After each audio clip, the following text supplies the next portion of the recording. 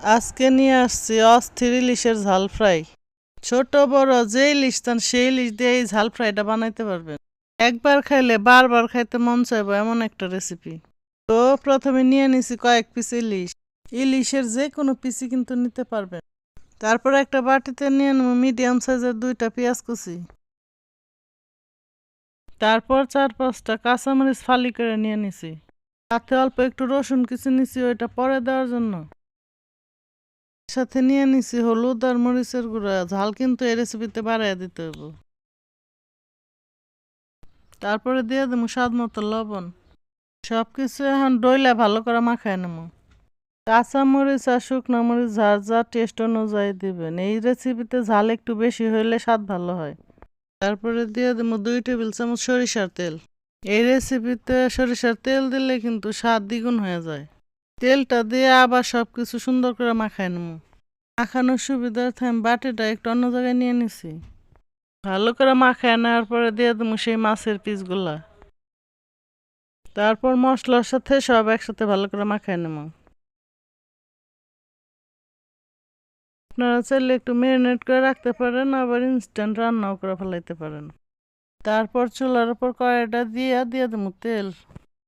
আমি কিন্তু পুরো রান্নাটাই সরিষার তেলে করেছি, আপনারা চাইলে সরিষার তেল আর সয়াবিন তেল 2টা মিক্স করে করতে পারেন। তেলটা একটু গরম করে সেই কুচি করা রসুনটা দিয়ে দিলাম। রসুন আবার বেশি দেওয়া যাবে না, তাহলে ইলিশ মাছের ঘ্রাণ চলে যাবে। রসুন কুচি হালকা ব্রাউন হইলে পেঁয়াজগুলা বাদে শুধু মাছের পিসগুলা দিয়ে দেবো। একটা একটা করে মাছ সুন্দর করে বিছাই দেবো।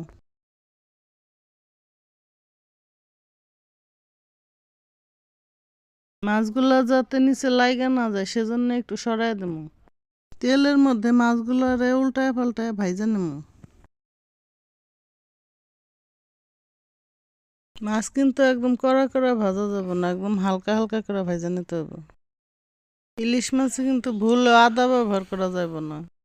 আমরা যে রসুন কুচিটা ব্যবহার করছি সেটা অনেক সামান্য পরিমাণে দিছি। এভাবে আমরা মাছগুলার উল্টায় পাল্টায় ভাইজা নেবো, আর ভাজার সময় চুলার ফ্লেমটা একদম আস্তে করে রাখতে হবে। মাছটা যখন ভাজা হয়ে যাব, বাকি যে পেঁয়াজগুলো আছে ওইগুলো সুন্দর করে মাছের সাইডে দিয়া দেবো।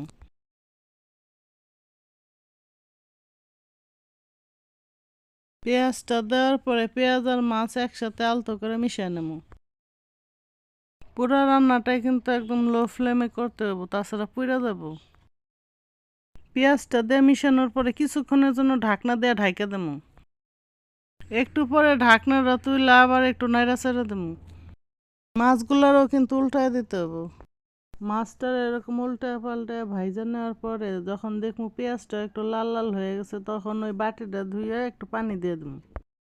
খুব সাবধানে পানির সাথে সব কিছু ভালো করে মিশিয়ে নেবো, তাছাড়া ভাঙ্গা যেতে পারে। মিশানোর পরে আবারও কিছুক্ষণের জন্য ঢাকনা দিয়ে দেবো। ঢাকনাটা খুইলে আবারও নাড়া দেবো। পানিটা শুকায় যখন মশলাটা ভাজা ভাজা হয়ে একটা সুন্দর স্মেল বেরোবো, তখনই মনে করবো যে আমাদের রান্না হয়ে গেছে।